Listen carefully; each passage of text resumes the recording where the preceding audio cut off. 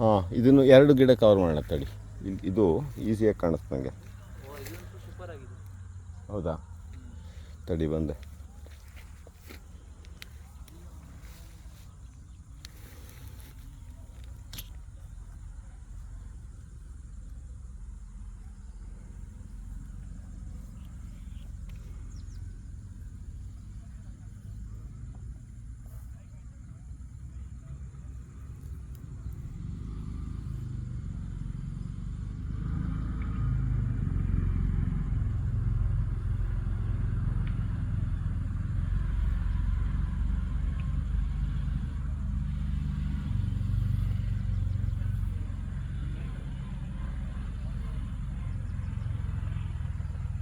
ಇದ್ರ ಹೂವಿನ ಬಣ್ಣ ಯಾವ ಥರ ಕಾಣುತ್ತೆ ನಿಮಗೆ?